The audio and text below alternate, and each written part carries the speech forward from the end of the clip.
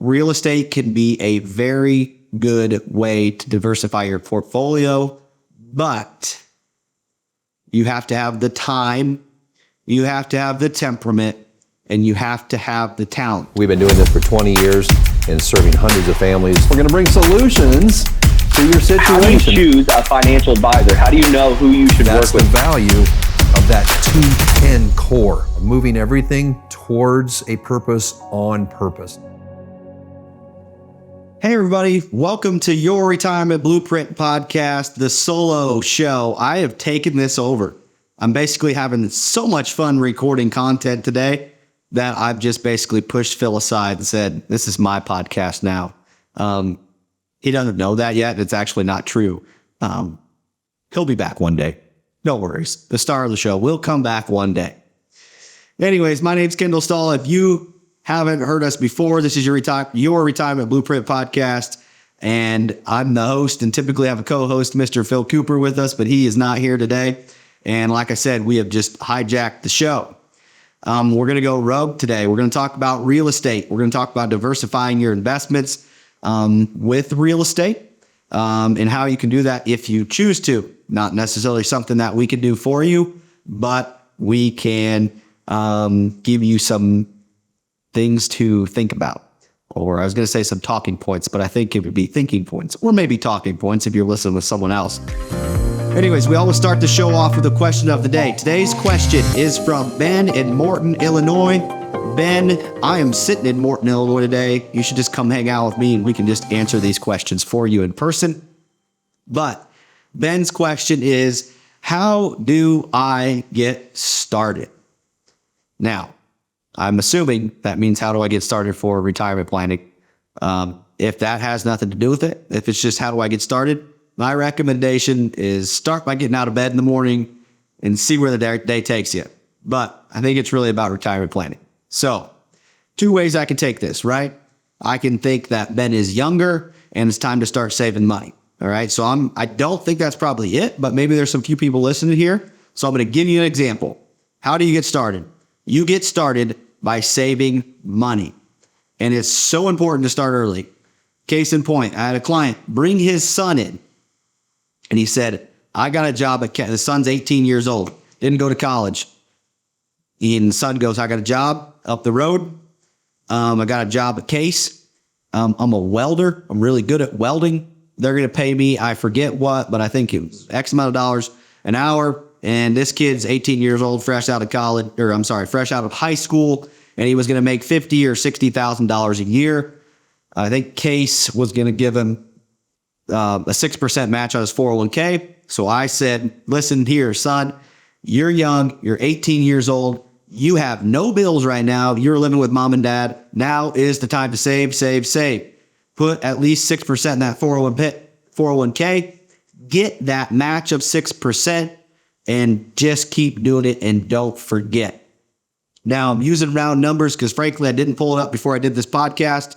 I don't remember exactly what they are, but if he did that, if he put 6% of his salary in for from 18 to 60 years old, his company matched 6%. So follow me there, 12% going in for whatever that is, 42 years, I guess. I think it was like a 5 or an 8, maybe an 8% return, we'll say. He was going to have like $2.2 million, something like that. I don't know the math exactly, but it was going to be over a couple $1,000,000 just by saving that 6% of salary for that long period of time. Okay. Actually, I think it was 1.76 if I remember right. Let's just say 2 million. And then I said, let me show you this. What if we just didn't save any money for the first 10 years of your working career? He's 18. He's only going to be 28 in 10 years. And so I said, we're not going to save any money for the first 10 years.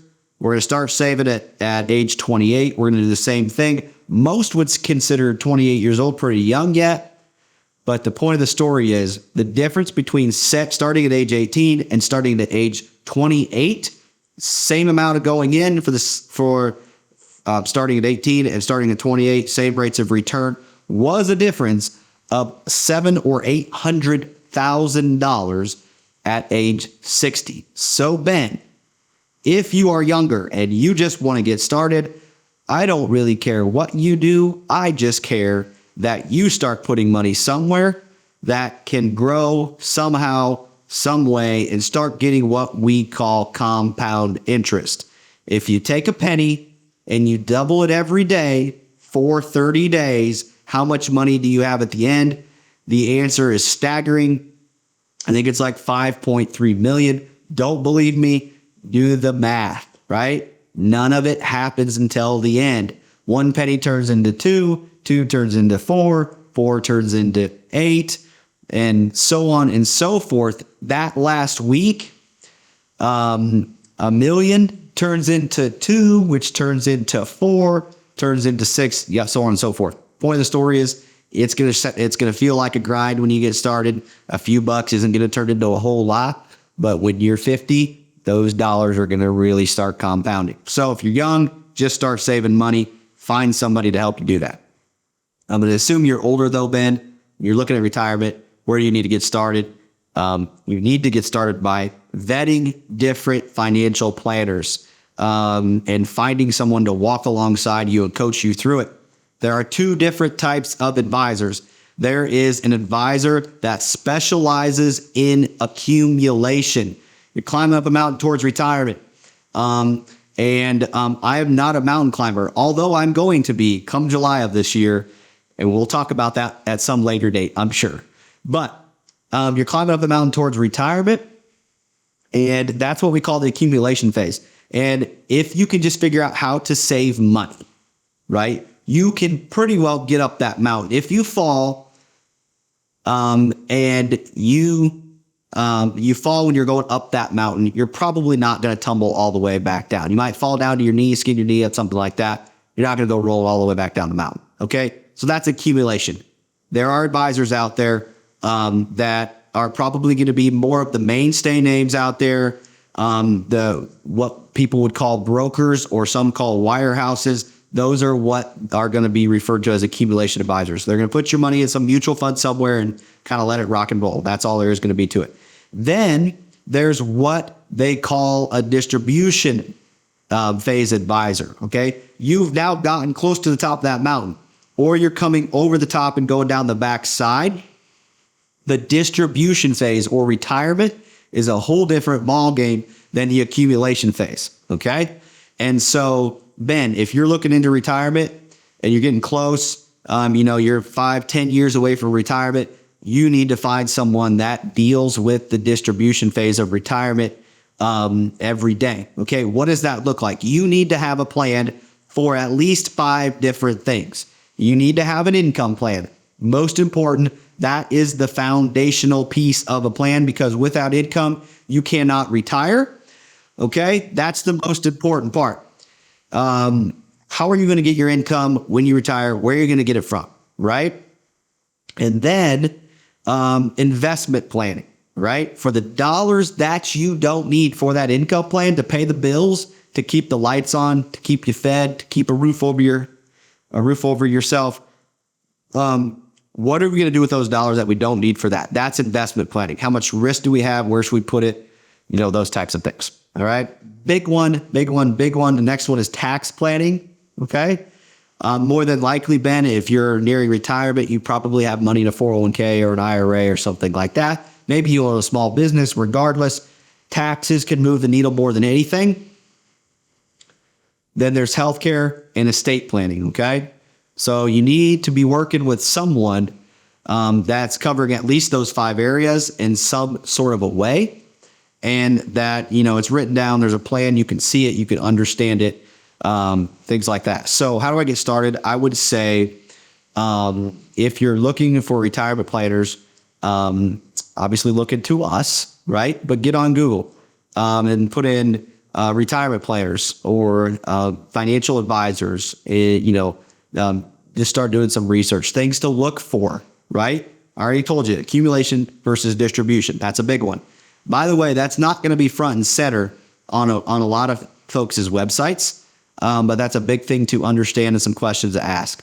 And then, set up a meeting or a phone call Make sure you got a good vibe with them, right? If you don't like them, it's probably not going to go well, right? So those are a few steps for you.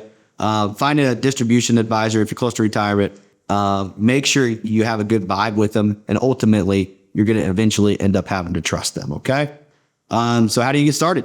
I guess those are my few tips for how to get started. So hopefully that helps, Ben. Appreciate the question. If you need our help, obviously check us out on our website or give us a call or just walk down the street since you're in Morton. Our main office is in Morton. We got an office in Bloomington and an office in Davenport, Iowa as well. All right. Now we're going to talk about one of my favorite things to talk about. And I've never talked about it on a podcast before. And so I have zero script, and we're just going to see where it goes. And so the overarching theme is, how do I diversify my portfolio? But I'm going to take that a level deeper, and we're going to talk about that with real estate. Okay. So obviously, this isn't necessarily going to be right for everyone, right? You need to talk to your advisor. You need to make sure you understand what's going on, and understand if it's right for you. I'm talking to the masses here. All right. There's my disclaimer. I'm going to talk about some things. They may be right for you. They may be wrong for you. You're going to have to decide on your own, or seek out professional advice. But real estate can be a very good way to diversify your portfolio, but you have to have the time, you have to have the temperament, and you have to have the talent. Real estate arguably is not an asset where you can just place some money with someone and say, manage this for me to a certain amount of risk. Real estate is something that you've got to educate yourself on. You've got to put some time and some effort into it to understand exactly all the nuances to it. And the rates of return potentially, if done right, with some luck, can be better. But there's obviously no guarantee to that. But with that typically comes more work. So there's a lot of different things you can do. Okay. There are things called REITs, real estate investment trusts. That's probably the closest thing you can get to putting your money with somebody and not having to worry about it. Okay. Basically what that is some real estate investor packaging up a whole bunch of real estate and making a fund out of it. Okay. And they call those REITs, and there's a lot of them. There are pros and cons to them. In 2022, again, obviously, disclaimer, this is general information. A lot of them did very well because real estate, more often than not, but is a very good hedge against inflation, right? They're not making any more farmland, right? They're making more houses, but more often than not, real estate's a good hedge against inflation. Okay. So a REIT, or some sort of a real estate fund, is going to be the most passive form of investing in real estate. There are REITs that are traded on stock exchanges, and then there are different funds that you can invest in privately. And I'm not going to get too deep into that today because it can get complicated. But those are going to be the most passive versions of real estate, right? Then there's when you're actually going to go buy a home, and you're going to put a renter in it, and that person's going to pay you rent, and you're going to have to fix up the property, and you're going to have to put the new air conditioner or the new furnace in, or the new water heater, or those types of things. Okay. And so there are two different ways to look at real estate when you're analyzing real estate. One of them is, how much cash flow can that generate for me? I'm going to go buy a house for $100,000. How much am I going to get back every month in the form of cash flow, right? that's one advantage to real estate is it can potentially, if done right, can produce cash flow to you every month. If you screw it up, if you had a lot of bad luck, it can also reduce your cash flow every month. But more often than not, you can increase your cash flow every month if you want to. Then there's also the appreciation piece of real estate, right? You go buy a house, and we all saw 2021, 2022, housing prices went through the roof, right? Got a lot of appreciation inside of those homes, or even farmland, whatever, just real estate in general. There was a lot of appreciation, generally due to the inflationary times, right? And real estate can be a good thing to own in inflation. All right. Real estate has some tax advantages to it. Okay. That's probably a whole different podcast in itself, but potentially there can be tax advantages to owning real estate. Then I think probably the most powerful thing inside of real estate, which I can tell you right now, Dave Ramsey would disagree with, and it probably depends on your phase of life, but leverage inside of real estate can be a very big deal. Meaning you can go borrow money on real estate and essentially have your renters pay for it, right? So the simplest form is you go buy a house for $100,000, okay? And you can pay cash for that house if you have the cash. You could rent it out. You can start getting your cash flow on that. So let's say that you bought a house for $100,000, and I'm just making up numbers. You went and rented it for $1,000 a month. Okay. That's $12,000 for the year. That means you're getting a 12% rate of return on the $100,000 you put in there. Now, that's in the simplest form. That is actually not true, because you're going to have to pay your real estate taxes. You're going to have some repairs in there. You may have a renter that moves out and you miss a month. So there's maintenance and vacancy in there. But just for the understanding this concept of leverage, let's just say you bought a house for $100,000. You rented it for $1,000 a month. That's $12,000 a year. You got a 12% return on investment, meaning you had $12,000 come back from your $100,000. Now, you're not really going to get that. You're probably going to get more like half of that, because you're going to have to pay the repairs, the real estate taxes, the insurance, things like that. Okay. But just to help understand the concept, right?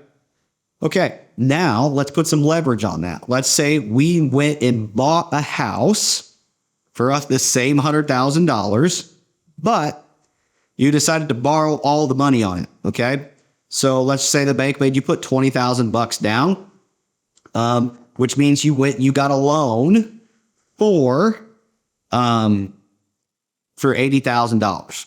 Okay. So now you have a mortgage payment on that home, and that's only going to be probably a few $100. Well, let's just do the math. Let's do real math here. Okay. So we borrowed $80,000. Oops. Come on, phone, work. Nope. I don't need that right now. We borrowed $80,000, and let's say we amortize that over 20 years and say it's a 6% interest rate. Okay. So your payment's going to be basically $500, a little more, but easy math. We'll say the payment's going to be $500. Okay. So follow me here. Bought a house for $100,000. We borrowed $80,000 of that. So how much money do we have in this investment of our own right now? We only have $20,000, right? A down payment. Okay. We're going to rent that house for $1,000 a month, and half of that is going to go to the bank for our payment. And so you're going to be left with $500. Okay. Again, there's going to be repairs and maintenance, all that, but just for ease of math, you're going to be left for $500. Follow me. $1,000 rent. We got to send half of that to the bank, and the other half we get as cash flow. So we get $500 a month. Take that times 12. That's $6,000 a year. How much money have we put into this? $20,000, our down payment. So you divide $6,000 into $20,000, and the answer is you actually are getting a 30% rate of return on your dollars instead of the 12% we talked about when you invested $100,000. Okay. So your ROI can become a lot larger when you apply leverage. Okay. Here's what we didn't talk about in there. All right.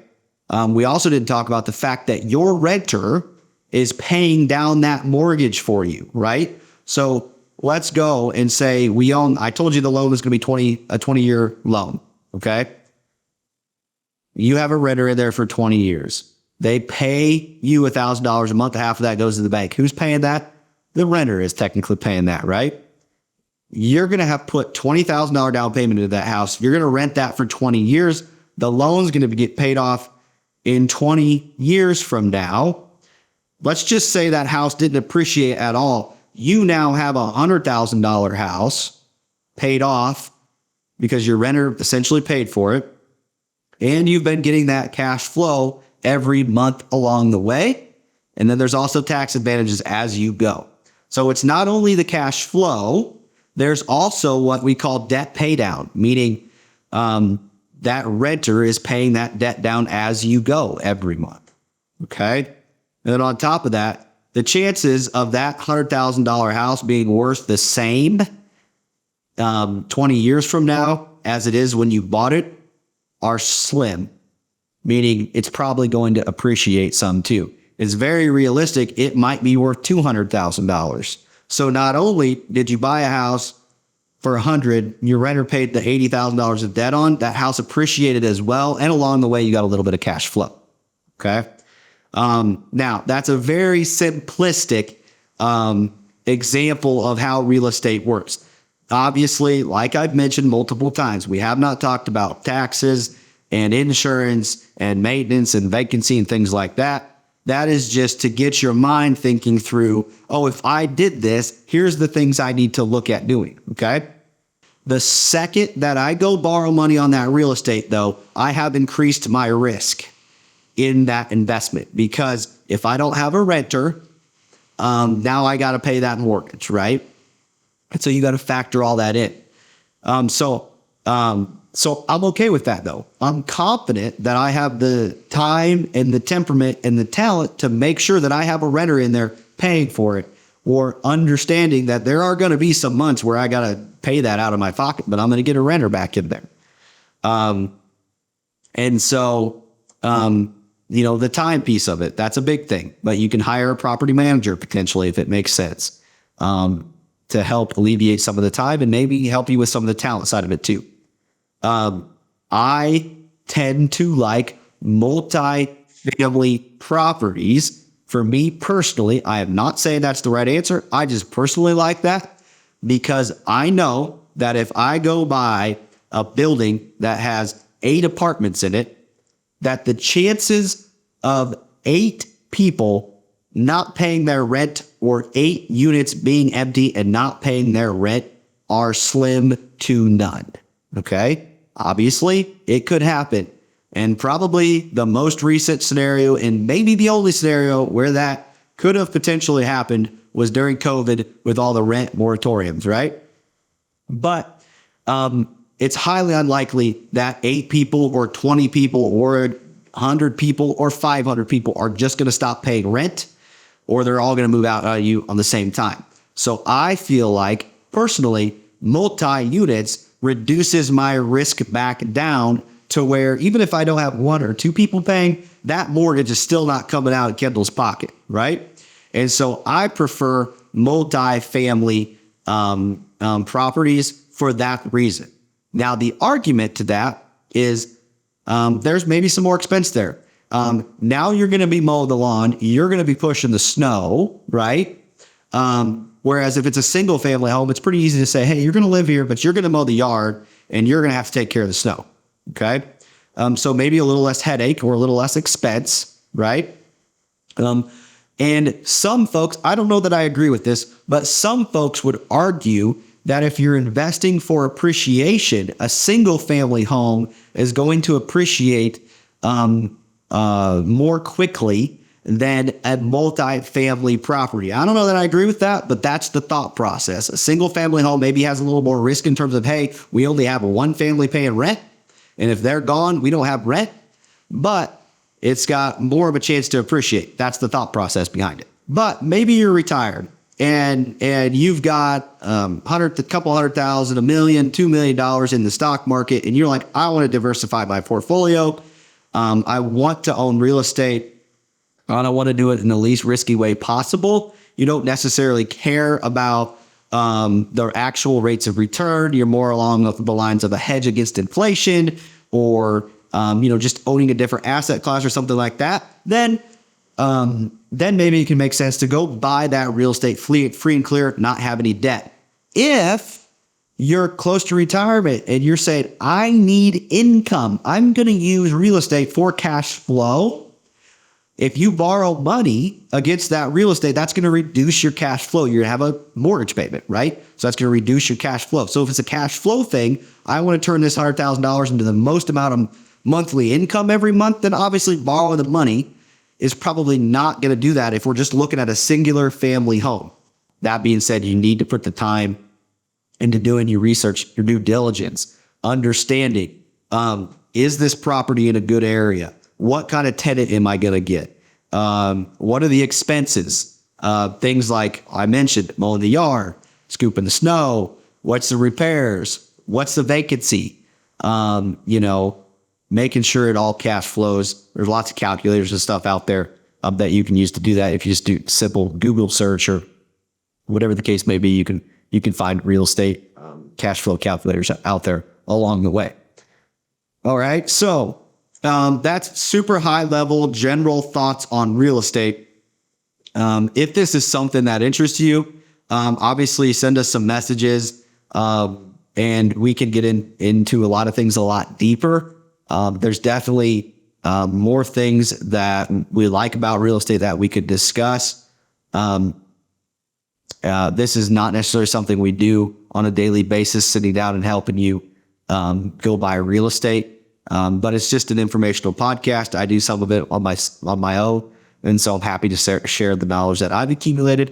I'm not saying it's all right, but I also don't think it's all wrong. So that's a little bit of information on real estate, and I think I better shut up from there because I could talk about real estate for the next 2 hours. But anyways, hopefully that helps. Like I said, if you have questions or thoughts, let us know. We can dig in a little bit longer.